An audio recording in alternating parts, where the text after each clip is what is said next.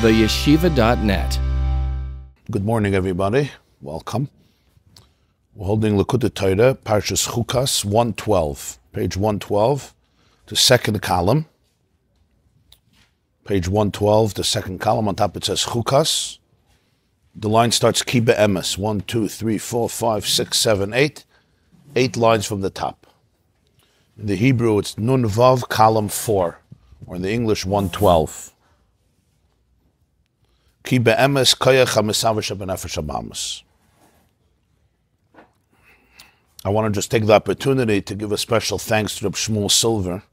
Usually he's not here, but he runs the show from behind the scenes, running the website, the yeshiva.net.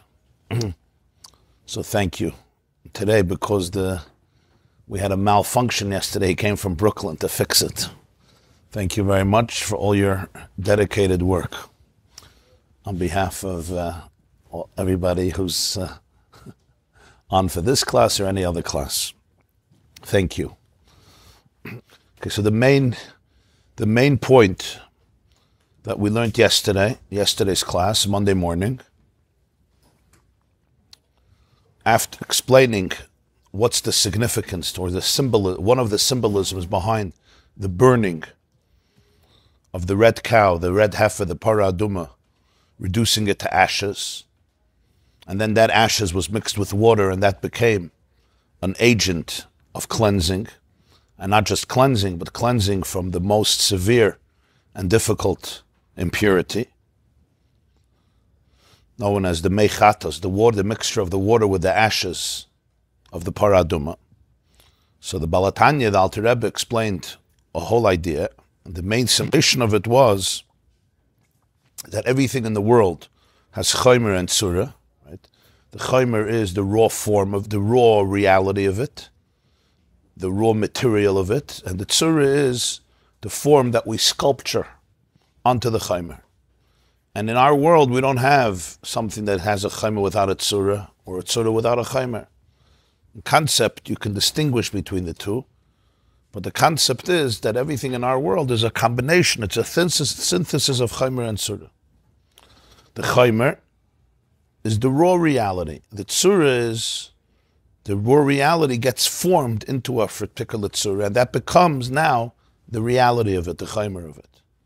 But essentially, one has to understand that the tzura is imposed. It may be additional to the chaymer.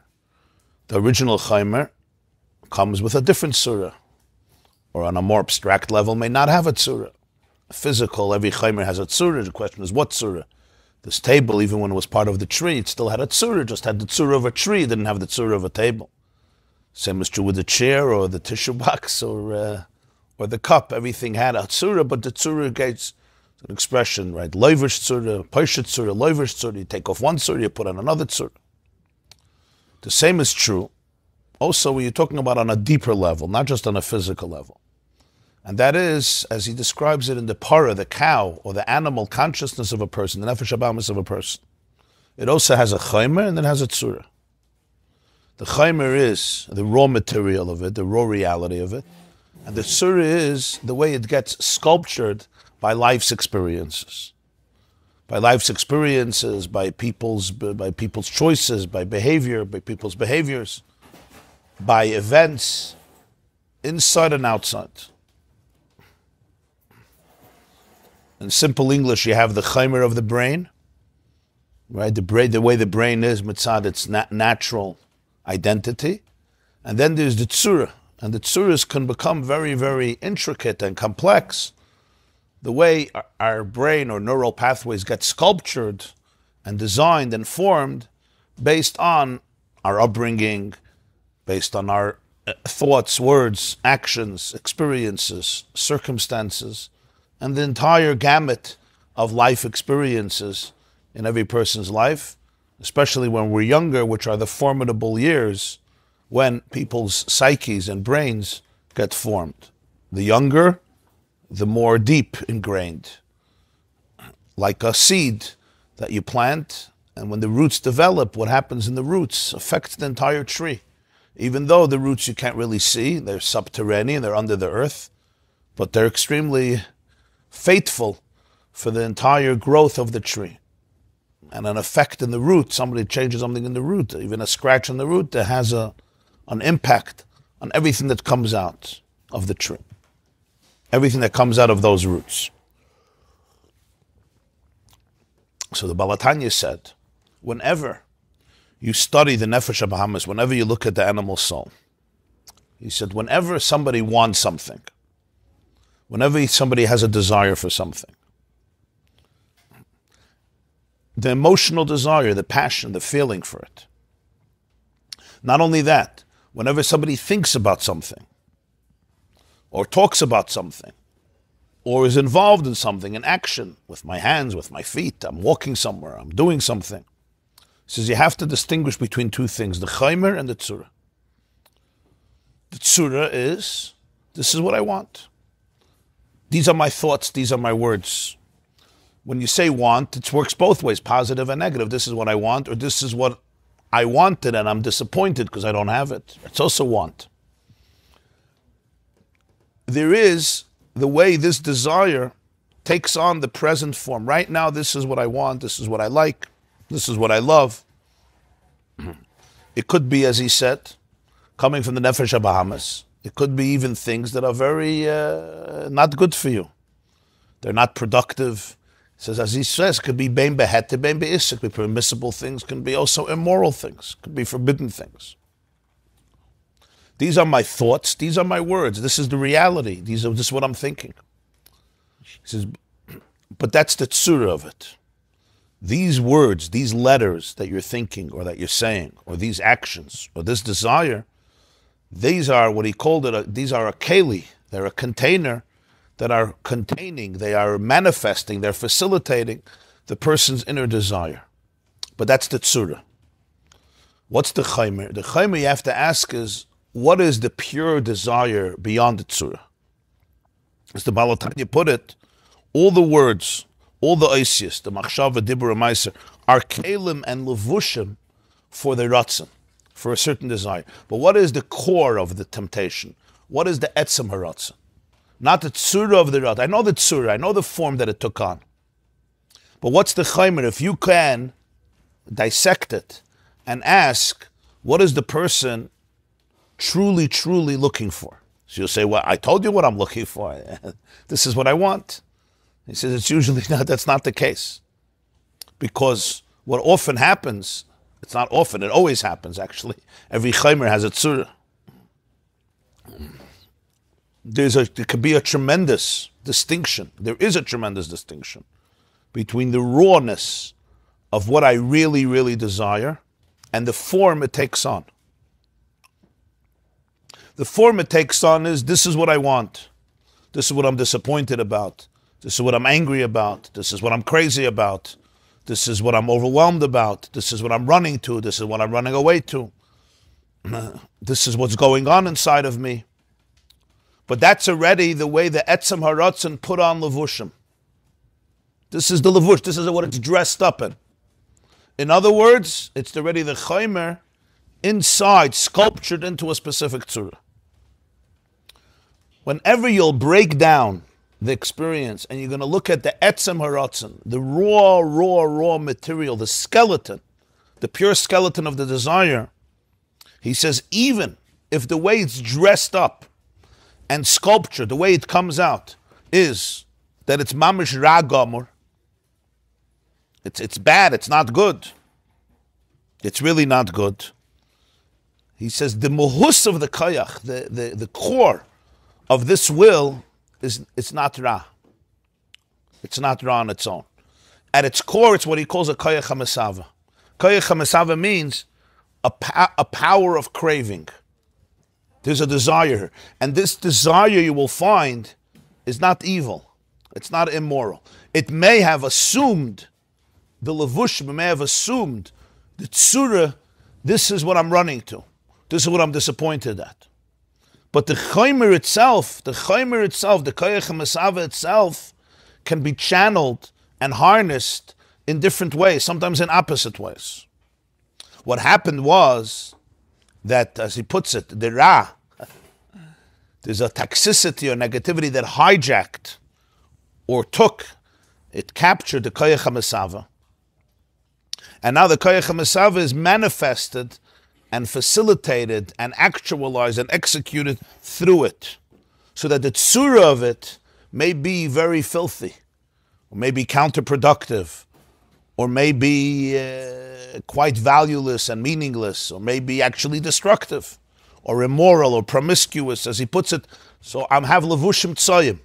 The levushim of it are tzoyim. They're filthy. They're full of excrement. But that's levushim. It's garments. It's not the core of the ratzon. So you'll say, no, this is what I want. This is what my ratzon has dressed up in. And because of that, yeah, this is what I want. But that's a very superficial statement. Yeah. Yetzer hara is the Yetzer, as I said yesterday, is the tzura to the chaimer. That's manifest, could be manifested in Ra, or in many other ways, but one of them could be Ra.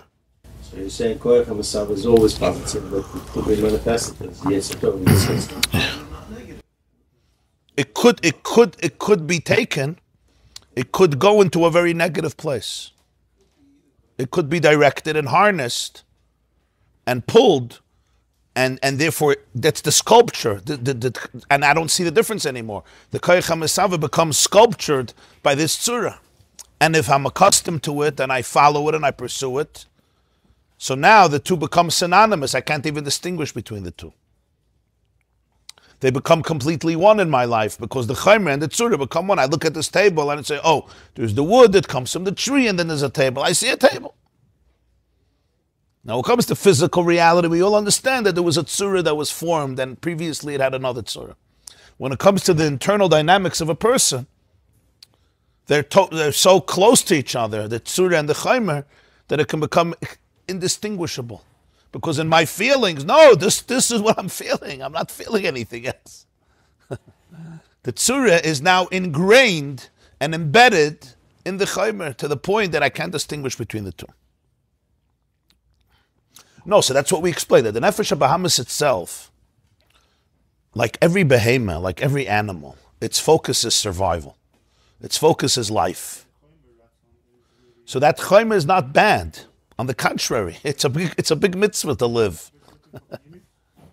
So the chaimer itself of the nefesh habahamis, the koyach hamesava, yeah, is here to live, to survive, to propagate, to make sure I could function in the best way possible as the animal knows what to do with the tools that it has. In this case, with the brain that it has, with the nefesh that it has. Nefesh habahamis, the full consciousness that's given to the behemoth, which includes, of course, all of its organs and limbs, and its brain and its heart, and seichel and midas, etc. And every animal has it. Every insect has it. Every reptile has it. Every fish has it. Every mammal has it.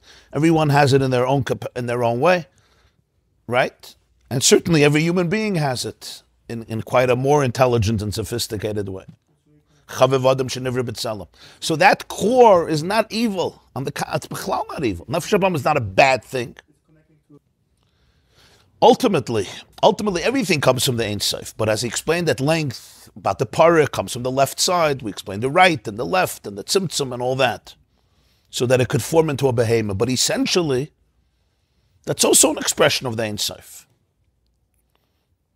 But in the consciousness of the behemoth, I want to live. I want to survive, and I want to live in the best way possible. Be comfortable, be content, be happy, be satisfied. And the nefesh habahamis is responsible for regulating the body, for all the bodily functions. Nefesh habasar bedami, the Torah says. You don't need blood because nefesh habasar bedami, right? The soul of the flesh is in the blood. The blood represents life. The blood represents the circulatory system, represents the functionality of the soul through the blood circulation. And the seat of it, rosh, is in the head, is in the brain. The seat of the soul, so to speak. And the blood, the heart, which comes from the heart. And from there it extends to all the organs and limbs. So at its core, you're not talking about something nasty or bad or immoral. But now think about it, right? my animal wants to survive. It learns the mechanism of survival based on the circumstances of its life. And based on what it discovers, and based on its information, and based on its experiences. And these become hardwired, or at least it feels like it's hardwired to a certain degree, encoded into the chaymer of the Nefesh HaBahamis. So now at some point, this is my tzura, but it's the tzura, it's not the chaymer. So there's a distinction. The distinction is so powerful that he calls the tzura a lavush. Now, we don't really mean that there's a garment here. It's not that the animal soul says, oh, this is my coat. Let me take off my coat. Taking off your coat, taking off your jacket is not so difficult. The jacket is dirty, you take it off. You give it to the cleaners. Or take a shmata and wipe it off. If it's mamish dirty and it's not solvable, so throw it in the garbage. When it comes to the Nefesh HaBahamis, the levushim are not so disposable or even identifiable as levushim. But if this became my mode of survival, whatever that means for a person. So imagine I'm 2 years old, I'm 3 years old, my Nefesh HaBahamis, now it needs to survive. In order to be able to survive, it can cultivate and develop so many different types of tzuras. And some of these tzuras, as I grow older, may not be serving me well in terms of relationships, in terms of behavior, in terms of discipline, in terms of connection, in terms of integrity, but in terms of serenity, happiness. But this is my survival mechanism. This is how I know to survive. And the brain knows one thing: survival, survival, survival. That's the name of the game. You survive, because if you survive, you can live. That's its function. It's doing its thing. So now I have all these tzuras. I have all these horrible, horrible, crazy taivas. Yeah. All these horrible fears or anxieties or whatever it is. Every Nefesh HaBahamis according to its unique identity and chemistry. The worst thing you can do is call it evil and disgusting. He says you're not identifying the koyach HaMesava. You have to go back to the koyach HaMesava. The koyach HaMesava is very, very raw. It's very raw, and it's never, ever ra. It's never disgusting or grotesque or sick. It's a fascinating thing that Alter Rebbe is writing this. You understand, this maimah is a few hundred years ago. He says, you'll never find a koyach HaMesava that's ra. You will not find it. I may be right now craving something horrible. Something that's broken, that's destructive, that's petty, that's foolish. Something that's destroying me or destroying others. That's a fact. It could be things beheter, which are not good necessarily, just may be permissible, but it's not necessarily productive or meaningful or divine. Or it could be be'isser, which is a lower level. But that's not the koyach HaMesava. It became the koyach HaMesava. It's the tziyur of the koyach HaMesava. So Clark, this was the main nekuda. Why is this so important? It's extremely important because this tells us, first of all, tells us how to look at yourself, but also it tells us what the mission is. The mission is not milchemes hashmad against the Nefesh HaBahamis. It's not a war of milchemes shmad. How do you say that in English? The objective is not obliteration. The objective is not a war to obliterate, a jihad against the Nefesh HaBahamis.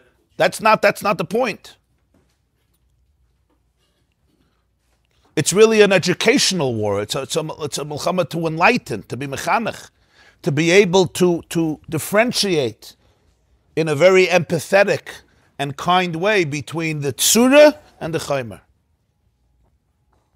In Hebrew, you would say it's a milchama chinuchit, not milchemet hashmad. אתה מבין? So, what's the mission of the Messiah? To be satisfied? To be fulfilled? What? The koyach HaMesava wants to be fulfilled, but the first fulfillment is v'chai behem v'lo sheyamos behem. I want to be. I want to live. I want to propagate. But you want to be in a state of war, Okay. So what does being mean? What does being mean? If I grew up in a jungle, and there's lions all around me, and wolves all around me, right? Sharks all around me. Okay, that I have to be in an ocean. But, I said a jungle, I didn't say Muncie. The wolves are all around me, yeah? And they're about to attack. So what does living mean? Living means, yeah, I have to be constantly on alert. I have to be constantly anxious. And my gun has to be out 24 hours a day waiting. Like I told you, they once found in the 1970s a Japanese soldier who did not know that the war was over. He was in the forest pointing his gun from the 1940s at American planes. His gun wasn't working already 25 years. And with the Japanese Kabbalah soil, with the Japanese Mesiras Nefesh, I don't know, whatever you want to call it, the kamikazes, they told him the war is over. He says he has to hear it from his general. His general's already in Olam Emes lying, wherever his general was. So they had to, from the government, send Mamish the top of the top to tell him the war was over, and then he calmed down. I believe this was 1974, if I'm not mistaken. That's 30 years after the Second World War was over. From 1945, I think this was 1974. The guy died a few years ago. So when he died, they wrote up the story again. That this is the guy. So go tell him the war is over. No. He was told the war is here, so he was there in the forest. And for him, this was commitment. This wasn't stupidity. This was commitment. Sometimes you have it in the Jewish world also. You have to tell certain people, the war is over. You can put down your guns, you can relax. Psychologically, it's also true. So if that's where I grew up, that's what it means to live. To live means I'm in a war. I may be smiling, but rarely everybody knows I'm in a war. Internally, I may be in a war. I come into a chassan, I'm in a war. I'm in a bar mitzvah, in a war. At Sheva Brachas, I'm in a war. Come into my house, I'm in a war. You don't call it a war. You call it shalom bayis, whatever you call it. Huh? What? Entering the shalom bayis zone, yeah. Yeah. They say of Shlomo Zalman Auerbach, he would come home from yeshiva called Torah, and he was walking home before he would go into his house. He would like straighten out his begadim, like groom himself. So somebody asked him, usually people do that when they leave the house, You put on the tie, you put on your jacket, you make sure you look good, you're going to the office, wherever you're going. When you're coming home, on the contrary, now you're supposed to take off everything, relax. So they said that he said that the Gemara says in Saita that ish v'isha zachu shchina shruya b'neihem. When a husband and wife merit and there's peace, so the shchina rests there. So he says, in my house there's peace. So when I come home, I'm going to be mekabel the pnei shchina. But another person feels he's going into a war zone. So what happens? I get on alert. I start protecting. It's forms of survival. Now I start reacting certain ways. I say certain words. I think certain things. So the Alter Rebbe says every machshava has a chayim and has a tzura. There's what the machshava looks like and what does the machshava really look like. And it's not the same. It's never going to be the same. The machshava looks like is you're driving me crazy, you threaten me, you overwhelm me, I can't get away, they'll get out of here. Whatever the machshava looks like, everybody has to know this for themselves. I'm just giving one example, one surah, but there's another billion, another trillion surahs. But that's the machshava. So, okay, this is what I'm thinking. That's not what you're thinking. This is what you're thinking. I shouldn't say so. It's what I'm thinking. It's the way my thoughts are manifested and sculptured in a particular direction, because that has become the identity of my animal consciousness. I get it. But now, if we could trace it back and dissect it and break it down and distinguish between the chaymer and the tzura and ask not what the machshava looks like, but what is the energy behind the machshava? What are you really thinking? What are you really looking for? What's really bothering you? You'll see it's not ra, it's not evil.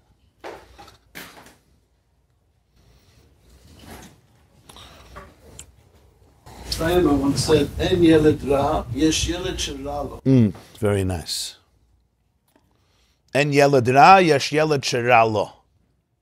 Now, of course, if this goes untapped and uncontrolled, the nefesh habahamis could grow into a yetzer hara, and the tzura can become more aggressive and more aggressive and more aggressive, just like the little puppy can grow into a very big, dangerous dog. And when he's not on a leash, yeah, watch out. The bite may be bigger than the bark. We have so many things that are lacking. How do we? Which part of the what are the dozens of lacking issues that we have that we connect to? Of course, we all struggle with this, but the moment I can identify it, I didn't understand the question. When you realize that you have a trauma, or whatever it is that's agitating you, someone else.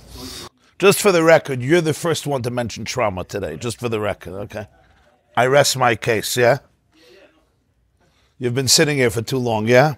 That's the euphemism for the negativity that we possess in ourselves, okay? So you're saying that you should really know that it's the only ones. In fact, you have this, don't frown upon it. Don't get down on yourself. Really. Yeah. Beautiful. Don't destroy yourself. The ruch is the part that you don't. How do you reapply it to the ruch? Oh, okay. 1 second. We'll see in a moment. But using that word, if you want to use trauma in a more general term, yeah, what's the real concept?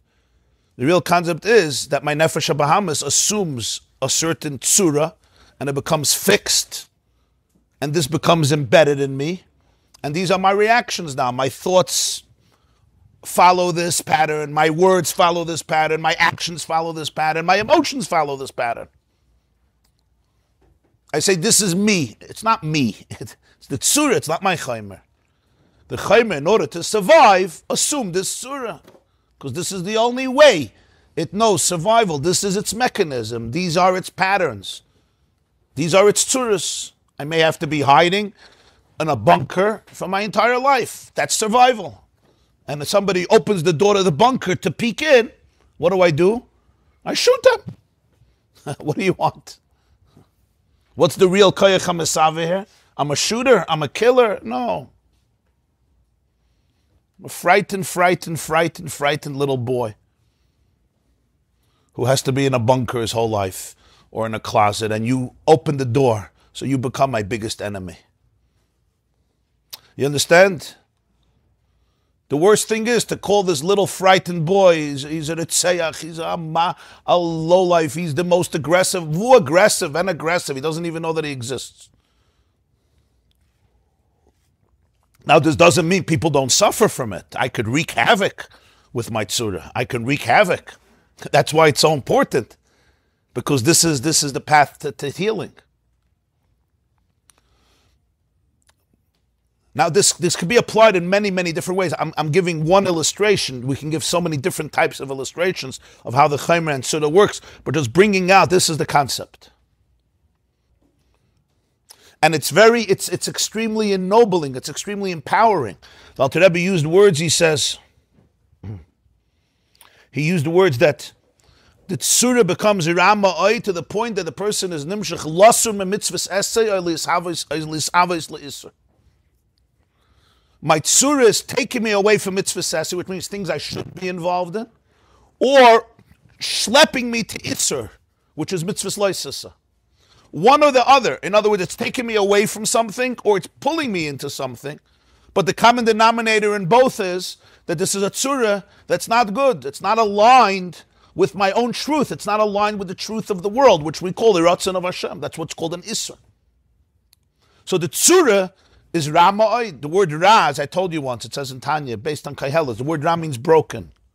Kaisel Ra'ua, a flimsy, shaky wall. Kaisel Ra'ua.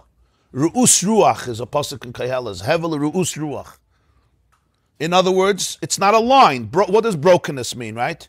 If you break something, you take a branch and you break it. You break it off the tree, or you break it in half. Before it was connected, now it's not connected anymore. So what does it mean spiritually speaking? What's Toiv, what's Ra? Toiv means the oneness of the world, when things are one, when I'm one, when all the parts are one. And therefore they're connected. They're connected also to the world and connected to others, because it's connected to the source. When something breaks off that source, I feel disconnected. I still want to live, but I have to create survival based on disconnection. So that's a different type of survival, you understand? What if I'm convinced that the only way I could live is if I'm disconnected, I'm offline? You know, sometimes you go offline, so going offline is a good thing sometimes. I don't mean for the Shia to go offline. That happens also. But going offline in terms of the tirdas and the mishagasan. But going offline emotionally means like I just disconnect. I'm not connected anymore. But this is survival. For some people, connection is pain. So survival is disconnect. If a person, right? If a person as a child with their primary caregivers, the connection caused tremendous anguish. So what do? I disconnect. Now at least I can be safe. But I remain disconnected. I have to remain disconnected. For me, that's me. So the Alter Rebbe says, no, that's the tzura, which we understand how that tzura happened. The koyach hara took the chaymer and schlepped it. We'll use the word schlepped. Are we allowed to use the word schlepped, or it's not sophisticated enough? So reingeschleppt. Schlepped is still one of the best words, right? After all the sophistication. So reingeschleppt, he says, the lashon in the Maimer is that harau ma shehita v'himshich koyach ha'mesav aliyas mesav alira. Hita v'himshich. It took the pure energy and dragged it into this place. And now I don't distinguish anymore between the two. So I always have to say, these are my thoughts, these are my words. Wait. These are what your thoughts are saying. These are what your words are saying. These are what your actions are doing. These are what your emotions are saying. But what's the koyach ha'masava? Give me the koyach ha'masava. Let's go to the core. I want the core of the temptation. Core of the temptation is anan de Welt. As the Alter Rebbe puts it, that the koyach ha'masava is never chet v'ram mitzad etzem atzmusay. Mitzad etzem atzmusay, you will not find evil there. Mm-hmm. It's pliable, it's flexible, it can assume different things. And that's why he said, this was the last point, that mitzad koyach ha'masava, you can transform it from one extreme to another extreme. And the same very power can become the greatest koyach ha'masava, as he puts it, for dveikus. Nafshi ivisicha. What's nafshi ivisicha? The moment I identify that you're my soul, I want you. Nafshi ivisicha balayla. That's the Navi says. So Alter Rebbe teaches, the moment you identify Hashem is my soul, is my consciousness, of course I want you. I want my soul. Who doesn't want their soul? In fact, the reason I disconnected is because I wanted my soul. The reason I became an angry, anxious, frustrated, or depressed person is because I wanted my soul. This was my soul. I don't know about another soul. Was willst du für mich? Right. Somebody once wrote a book, they said, if you're going to go to the refrigerator, I don't remember the title, but the title, it's something like, when you're going to the refrigerator, just pull your chair over and sit and watch. Yeah, sometimes I'm binging, I lose it. This mimer will not help me because I'm in a craze. You're in a craze, Pashat. Because this could be intellectual. That's the issue. If it's intellectual, it's worthless. Yeah, people learn and learn and learn and learn. They learn Sfarim, they learn Chassidus, but it's intellectual. They call it Chabad, Chachma Bina Das. But the main thing of Chachma Bina Das is that it goes into the body, it goes into the midas. Alter Rebbe was Miyasach Chassidus Chabad. He didn't to be intellectual philosophy. So it's fine, you have another philosophy. That's not the point. The point of Chachma Bina Das, like he says in Tanya, is to go to the midas. It has to go into my body. When I come to that refrigerator, to that pantry, this knowledge is not going to help because I'm trying to survive. You understand? Imagine somebody's choking me, chas v'shalom, right? And I'm trying, and you're going to sit there and say, I want to give you a lecture about the meaning of life. Stop sugar and get out of here. Do me a favor. Huh? Oh, what I need is somebody to take this grip away from me. I could breathe. Now start philosophizing. It's maybe a weird example. When I'm binging, somebody's choking me, I promise you. Somebody is stressing me out. I'm threatened. There's no reason I'm eating crazy things or whatever I'm doing because I'm threatened. Emotionally, there's a threat here. It's not a physical threat, but emotionally, I'm like, if I don't eat this, what does every binger say? If you don't eat this, right? The world is going to, what's up if you're not going to eat it? Life is going to stop. That's what the Nefesh HaBahamis does. So all philosophy is ineffective. Even spiritual philosophy, because I have to, that's why his beinunus is so important. Before and after, because you have to connect to it. It has to become real in a very calm way. You have to be in a certain mode. And then most of the times you don't even have to get to that place where you're fighting like a meshugana, because you're already in a healthier place. But even if you're in that place, there's more hope that you'll be able to see it that way, and that the body will have enough confidence. Shabbamas will say, you know what? I'm not such a crazy monkey to not have this control. I respect myself more than I think I do. It's really about self-respect, by the way. This is all about self-respect. The koyach hamesava, you have to respect it. Self-respect. It's not a crazy, you're not a crazy animal. You're not a sick person. You're not an evil person. You're not an immoral person. Even if this is what I'm struggling with, it's a very deep form of self-respect. But even if I lose it, I'm taka losing it, and I know I'm losing it, at least pull over a chair and watch it. Because that will give you will give you insight. Wow, look what just happened. Look what just happened. Ask yourself, what just happened? Listen, this is a daily avodah. This is not a daily, it's an hourly avodah. This is minute by minute. But this is what avodas Hashem is. This is what avodas Hashem is. This is what it means to take control of my life. To take control of me. To realize that there's something serious about my life. It's not a milsa de b'dichus, it's not a joke. So people go off to they basically lost the respect within the system. And then he's saying the way to go off of there is to find themselves and to gain self-respect back. That's an interesting definition. What I would say is that quite a few people, maybe even all, or maybe most, or quite a lot, of people who, so to speak, go over the derech, what we call going over the derech. Well, Dr. Tursky once said, he says, I'm not sure if they went over the derech or we went over the derech. That's what Dr. Tursky once said. He said it's a separate question. But, or that the derech became so narrow that if it's the only place for me to walk. So if you don't walk on my gate, you're off the derech. You ever saw on a highway? It's interesting. The car in front of me is a kratza procrastinator. The guy behind me is a meshugana.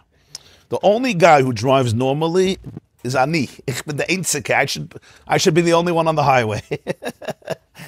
The guy behind, I don't know what he's so nervous about. He probably has problems. And the guy in front of me, I don't know, he probably doesn't work anymore. He's retired. He won the lottery. I'm the only one who drives normally, right? Over the years, I traveled to many communities. So you have Jews, Reform, Conservative, Orthodox, Ultra-Orthodox, Modern Orthodox, Chassidim Gufa. You have a Vizhnitzim, mit Ababavim, mit Alabavitchim, mit Asatim, mit Pinsk, Karolin, Bells, Machnovka, and it's very complicated, you know, the Ger and interesting. And then you have secular Jews, Bichlal, unaffiliated, conservadox, reconstructionists. You know what the interesting thing is? Any group you talk to, they consider themselves, I'm the normal Jew. Everyone who's a little more frum than me is a meshugana, is a kanoi, a tzedreiter, and anyone who's a little less doesn't give a hoot, he's modern. I'm the guy who drives normal. They say that there was once an Alta Yid, he was turning 90, so his wife said, what do you want for a birthday? He said, I never had a car. If you get me a car, beautiful. So for 90, first time in his life, he's driving. He gets on the highway.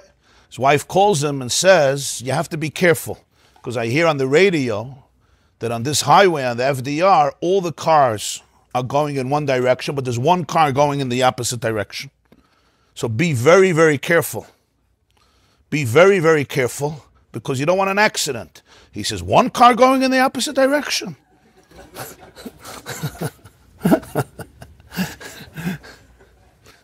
So that's in terms of the derech. But in more serious terms, I would say that if there's a certain system that's causing me a lot of pain, part of my survival is to disconnect from that. and to create a substitute survival mechanism. So if I grew up in a system or in a house or in a school or in a community and there was a lot of pain, it's very hard to live that way.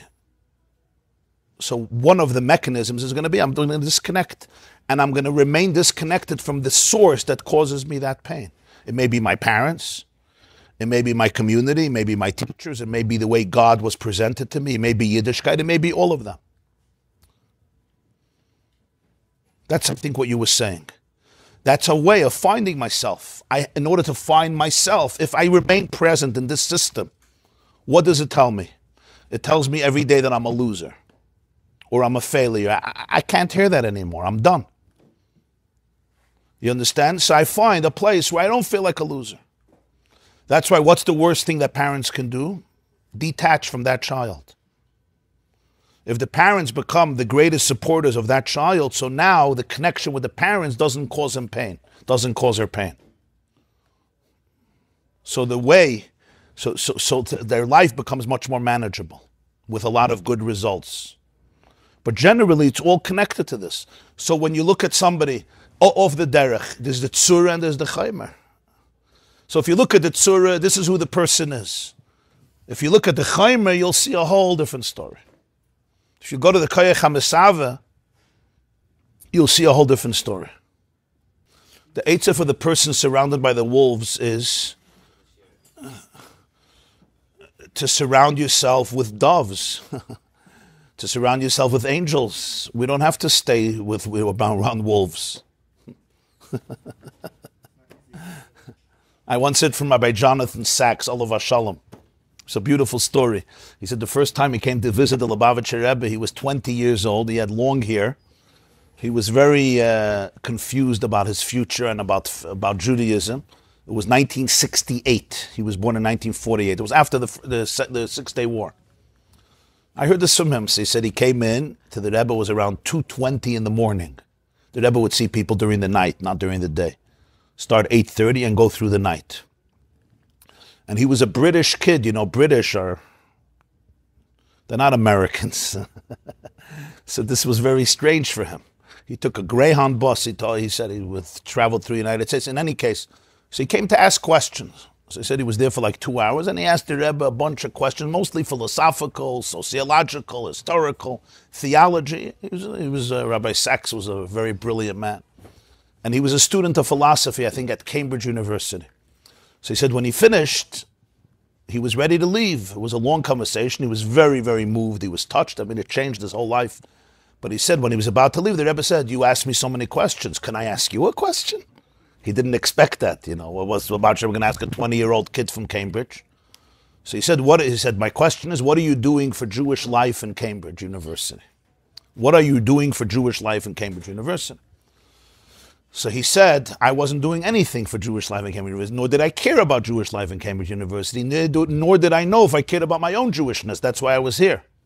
But you're British. If you're American, you say, I couldn't care less. But you're British, you speak nicely.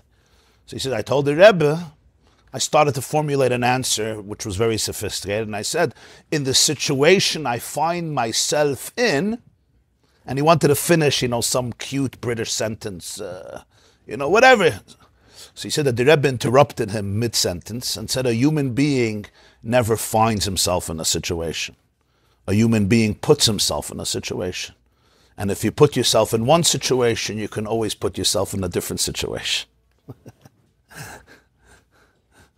And then he told them that you have the power to be a rabbi's rabbi. You have the power to be a rabbi's rabbi.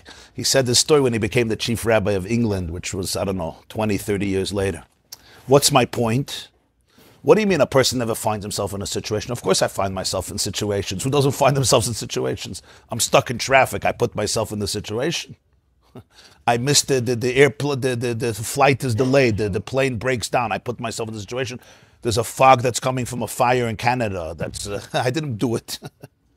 All of life we find ourselves in situations, right? I decided where I should be born, when I should be born. I put myself in that situation. I decided if I should be a Jew or a not Jew, male or a female. Well, today people think they do decide that, but I decided who's my mother, who's my father, where I live. I mean, the biggest things we don't decide, right? But this is the point. The point is, there's certain situations, of course I find myself in this situation, but my reaction to it, how I frame it, how I contextualize it, what I do about it, that I have to decide. So he said the situation I find myself in, so he interrupted him. You don't find yourself. You put yourself. You have to reframe it. In other words, in different words, you're not stuck in a tzura. The Chaimer chose this tzura. You chose this tzura, you could choose a different tzura. You say, you know what? I'm going to think about this differently. No, you can't. No, I could. No, you can't. You come home and you have the same trigger, the same exact trigger from yesterday. Because your teenager doesn't disappoint. So he'll say the same thing to trigger you because he knows what your bitter is, what your shlichus in the world is, and he's going to press all the right buttons. And your spouse also knows exactly which buttons to press. So the same words you're going to hear. But today I say, you know what? We're going to choose a different surah. I know, you can't. This is how you have to think. No, we're going to think about it differently. The Nefesh Rabbi is going to scream, you're killing me. You're killing me. I'm not killing you. I'm loving you. I trust you. You're not such a slave. You're a big kid. You're a big boy. You're a big girl. You can expand. You could stretch. You know, when you stretch, you're flexible. You have stretchers here. There's people who stretch. I don't mean stretches. Yeah, people who stretch, right? It's very powerful. The body is more pliable than we often imagine. I don't know if I'm the best guy to talk about this, but you get the concept. Mitzvot. You understand? Physically, it's hard to stretch. I can't. You're killing me. I'm not killing you. I'm opening you up. Emotionally, you're killing me. I'm not killing you. You're opening yourself up to your koyach hamisava, identifying its true needs. And therefore, these machshavas are not serving you well. Maybe for 40 years, they served you well because this was your survival mechanism. But now it's time to press eject, take out the old CD. They still do that? And put in a new CD. You say, no, this is the only CD I know. My Spotify playlist has only this song. Arur Haman Asher Bikesh. That's all. Maybe it's time to put in Baruch Mordechai Yehudi, not just Arura Zeresh, but also Brucha Esther. Whatever it is, this is the CD, this is the music that plays. It's time to eject it. This CD is not essential to your brain. It's not essential. It's software, it's not hardware. So you can eject it and put in a different one. But it's very hard because the koyach hamisava became one with the tzura. So I have to be able to distinguish between the two. I want to say something else. It's interesting. When I heard this from Rabbi Sachs, the Rebbe had a minig. He would not interrupt people in the middle of sentences. He would let them finish, and then he said what he had to say. There was even this famous video. A guy came. He was Jews for Jay. Maybe he saw the video, and he was hacking to the Rebbe that he found Yoshka and this. The Rebbe didn't interrupt him. He waited till he finished, and then he told him what he said. It's a famous video. Especially you're talking to a British gentleman interrupting in the middle of a sentence. And then I realized that the interruption in the middle of the sentence, that's essential to the whole message. Because we all have these sentences inside of us. I can't. The situation I find myself in. That's how the mind works. That's the machshav he's talking about. What's the avodah? You have to interrupt in the middle of the sentence to say, well, relax. You don't have to go into the same tzura. You're not a prisoner. Yeah, transformers, exactly. That interruption in the middle of the sentence, that's the avodah. Interrupt the sentence. The sentence is not kodesh kadoshim. The sentence is the tzura that I took on in order to be able to live. I get it. You don't have to get angry at it, but you don't have to be a slave to it. But like the Rebbe says in Tanya, for a Jew, limud haTorah is organic. It's natural. That's what the neshama loves. The neshama dekvikt sich mit lernen. Because Torah is a yichud with Hashem. It's a yichud nifla she'ein yichud kamayu nimtza klal. That's the lashon of Tanya in Perek Hey. Yichud nifla she'ein yichud kamayu v'loy ka'erkei nimtza klal. Liyos la'chadim u'miyuchadim mamish mikol tzadu pina. The dveikus through Torah is the most organic, natural, delightful thing for the Jewish soul. Some people have trauma from it. That's true, because nobody ever taught that to them. For them, learning just meant force, coercion. You're not good. You'll never make it. So they see Torah. They're allergic to it. So again, this is it's a condition. They have to be helped. But somebody who doesn't have that experience, it's lisanig al Hashem. Any nekuda in Torah, because it touches the DNA of reality. It's real Torah. It touches Elikus. It's the truth of life. Whether you're learning halacha, you're learning Agada, you're learning Chumash Rashi, you're learning Chumash and Ramban, you're learning Mishnayos, you're learning Gemara, whatever it is.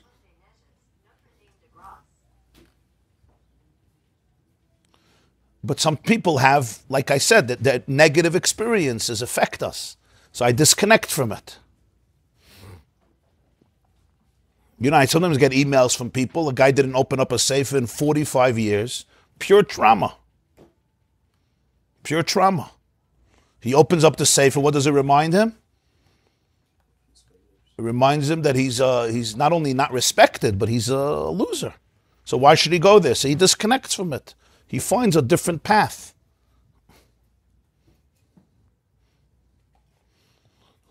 Somebody sent me yesterday a clip from NPR radio. A woman, Sarah Horowitz, a Jewish girl, became the speechwriter for former President Barack Hussein Obama. She became his speechwriter. And then after after his term finished, she became the main speechwriter for the First Lady, Michelle Obama. So she's telling her whole life story. And she says that she grew up in a Jewish home, but a secular home, but culturally Jewish. So culturally Jewish means you had some Hebrew school experiences. You know, you had a Seder, whatever. You went to synagogue once a year. Huh? Matzah balls. She described it on a radio interview. Somebody sent me a clip. So she says, but at 13 or 12 or 13, I realized there's nothing here. So I checked out. You know, I told my parents, thank you for the cultural experience, but I knew that anything serious in terms of identity, life, purpose, I have to go elsewhere. And I went searching. And she built herself up, and she had a very successful career, made it into the White House. And she says, and then a few decades later, she was looking for meaning, and she couldn't find it anywhere. And somebody suggested that she should go to a shiur, a Torah class. And she said, what? That I left when I was 12 or 13. But I don't know, the person convinced her. And she went, and she said she heard things about Judaism she never knew her whole life. So now she completely transformed her entire life. And it's fascinating, right? She's no longer writing. Ich weiß nicht. But it's just fascinating. People go on journeys, right? So she didn't have a chinuch. But I'm not talking about people who had a chinuch, but the chinuch was negative. So their association with Torah, unfortunately, is very negative. But that's not, the negativity is superficial. The negativity is not, it's not the chip of their soul, you know. There's software, there's hardware, and then there's what they call the chip. The Koyach HaMesava, you'll see, is very pure. Zero Mastel. Why was he called Zero? Zero Mastel, yeah. Bista garnished, yeah. Bista garnished, yeah. Bista garnished. Let's learn another few minutes. I want to learn another few lines here. Ki be'emes. 1, 2, 3, 4, 5, 6, 7, 8. 8 lines from the top. 112. Ki be'emes. Now he goes even deeper. Ki be'emes. The truth is, koyach ha'mis'ava shebenefesh ha'bahamis mitzad atzmoi shorshe v'yisaydosei b'kedusha elyoina. It's much deeper than this. It's not just the Koyach HaMesava is this neutral guy. And you could schlep him here, you could schlep him there. On some level, the koyach hamisava is not bad. That's true. It can go here, it can go here. But he says, now go deeper. The truth is, the koyach hamisava in the nefesh Bahamas. The chiddush in this maim is he's not talking about the nefesh Likis. He's talking about the nefesh Bahamas. Other maimarim, you talk about the nefesh Likis, the godly soul. The godly soul is a chelik elikam imal. This maim, the Balatanya, is talking about the paraduma. He's talking about the behema. That's the chiddush in this maim. That the animal soul is not what you think it is. The animal soul is not a chayira, a behema gasa, shegetz aferd. Because even aferd is nicht as aferd. We make up aferd mit a behema, mit a chaya. Even these guys. Chayas HaKodesh. So he says the koyach hamisad nefesh is on its own, and he says mitzad atzmai. And that's important, because we know that the koyach hamisad nefesh could grow and become monstrous, but that's not mitzad atzmai. The koyach mitzad atzmai, it's rooted in kedusha, and which kedusha? High, lofty kedusha, pnei shor shebemerkava. Like all the behemoths, especially the nefesh habahamas, it's rooted in Yecheskel Hanavi's vision of the malachim that are called pnei shor, the face of the ox in the merkava, which was carrying the kisei hakavod, the shechina. In other words, in its core, in its source, the nefesh habahamas is actually the koyach hamasava. It's actually divine, it's holy. Hey, Bazai, why doesn't my nefesh habahamas speak this language? The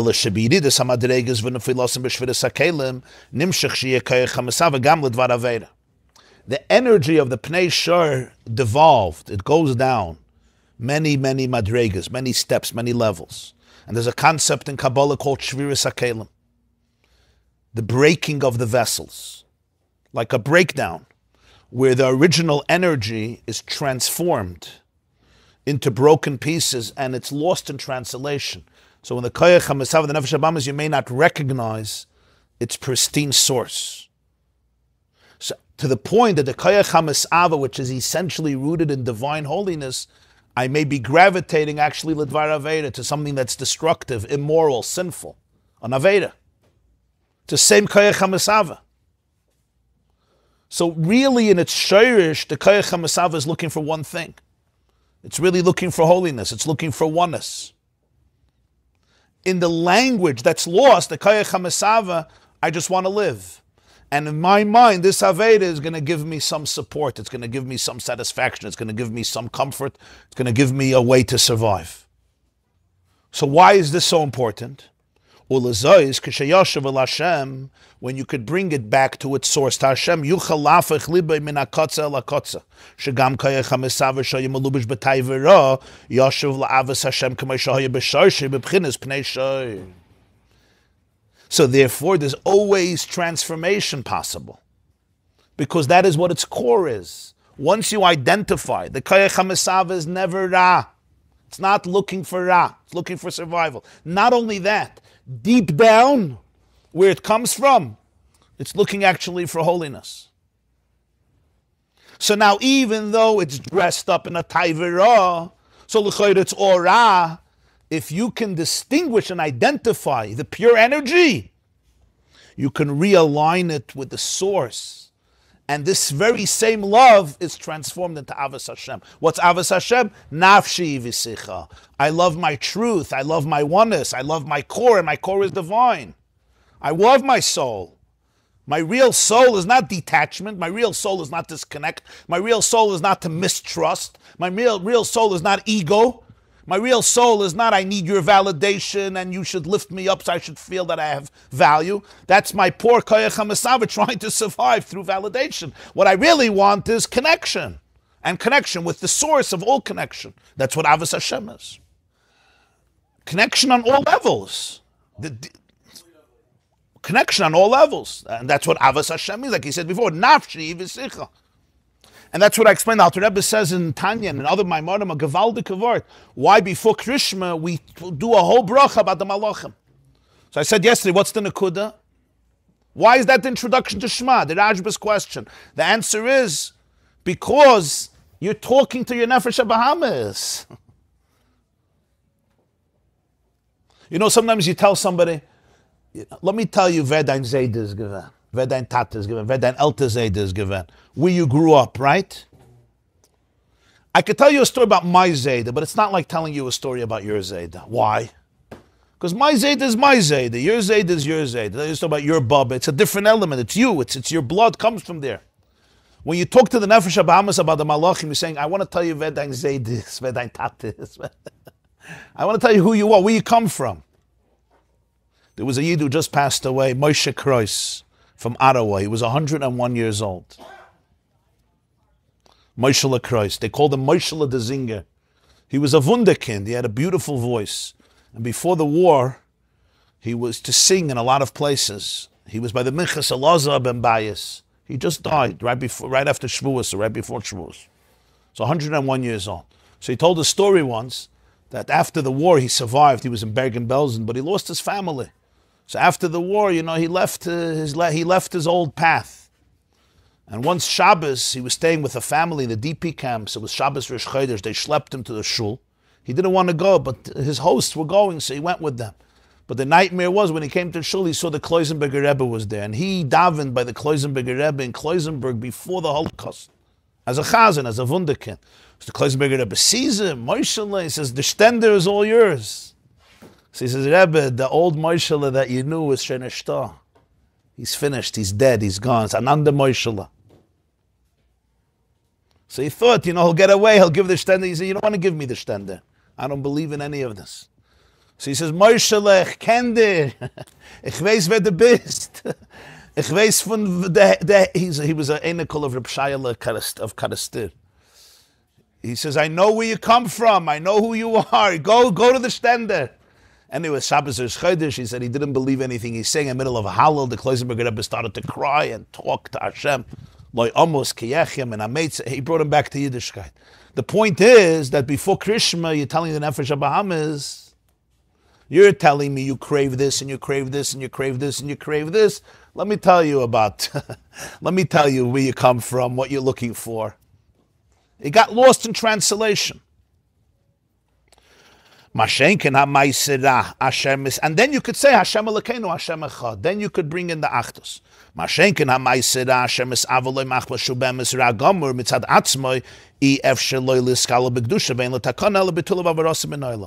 Then you have the action itself. There may be an action that is negative, and that's what I want, and that's just a negative action.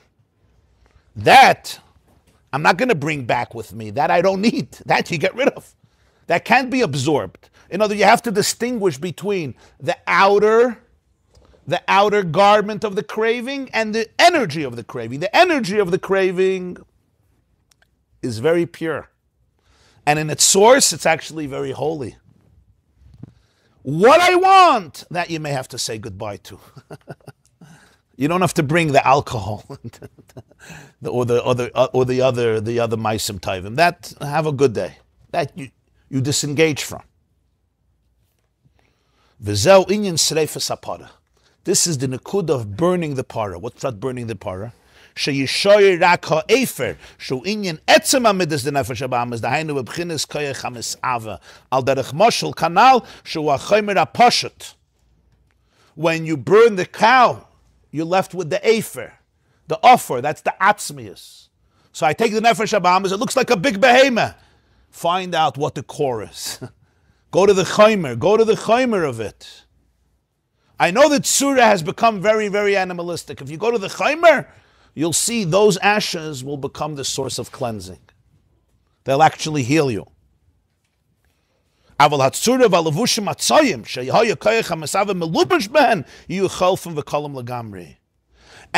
I don't need the dirty levushim. The tzura in which the koyach hamazava got dressed, I could take off the jacket. I don't need this anymore. It's automatic. The moment you identify the purity of the koyach hamazava, I don't need this tzura anymore. I don't need to be this angry guy. I don't need to be this egotistical narcissist. I don't need to be this binger or addict. Ich darf es nicht. The koyach hamazava thought it needed it. I don't want to wear a dirty suit for the rest of my life. I don't need it anymore. I thought that the only way I could live is if I wear a dirty suit, a filthy suit. Now that I identify that I have a body behind the suit, I don't need this suit. I can get rid of it. You could throw it out. Was darfst du's? Dahainu shelo yeh koyach ha'mesava melubish behanoid. Loi b'machshava shelo yasiach daiti legamri milachshav v'ledaber b'zeh v'kol shekin b'maisa chas v'shalom. So the koyach ha'mesava can disengage. So my thoughts don't have to go there. My words don't have to go there. Certainly not my actions. V'liyas oitzim einov meira oiz bira v'kadoyma lekafi l'sitrachere lasas ha'hepech v'neget taivus nefesh habamas b'chol ha'chushim re'iyeh shmiyah chulib machshava dibur ha'maisa. And then a person, there's something that I know is toxic, I close my eyes. I don't have to look there. It's not like I'm looking, it's a fascinating example. In today's language, we call this immodest websites, porn, etc. What is this all? People are looking at things. What are they looking for? What are they looking for? They're looking for connection. It's fake connection. On these websites or these clubs or these places, nobody gives you real connection. Nobody gives you real love. It's a fake thing, but for a few minutes it's going to feel good. So my koyach ha'mesava is completely stuck in this taiva, and I think that's what I want. It's not what I want. The moment I can start distinguishing, then this a pastish for me. I close my eyes. Doesn't just mean physically. It means I'm not going to these places. It's not for me, and it's not anymore a battle because it's not a battle the way it was before. Because you know who you are. It may still be difficult because I'm so used to it. That's why you have to be disciplined. But it's a whole different perspective. And the same is true, he says, with the iyeh, shmiyah, machshava, dibur, maisa. The person changes. All the software, the thoughts, the words, the actions, the looking, the seeing, the iyeh, the shmiyah. This person gets chayas from Lashon Hara. Why does he get chayas from Lashon Hara? What happens when there's a gossip, a conversation about other people, negative, and he gets, what is it?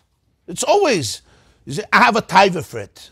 You have a taiva for it, but it's not the koyach ha'mesava. I have a taiva for it because my nefesh habahamis needs this conversation to feel better about myself. Or whatever it is. The moment you free yourself from that, it's a pasminish to be at this conversation. It's, what do I have with this? I'm going to sit... I'm going to sit with chazedim in the mud and celebrate it. Okay. Everybody have a beautiful, beautiful day. 9:30 we have our class for women. A gesunte Sommer, a freiliche Sommer. Yeah, I'm going to be traveling. Shabbos I'm here, but weekday sure we're not going to have now for a few weeks. I want to wish everybody a gesunte Sommer, a freiliche Sommer, in the Chaimer and in the Tzura. And in the synthesis. I'll announce, I have to see you. Resume. So one tshuva from one minor thing can bring the tshuva and all the things. I mean, the person has all these cuts and cuts, right? He has all these inyonim.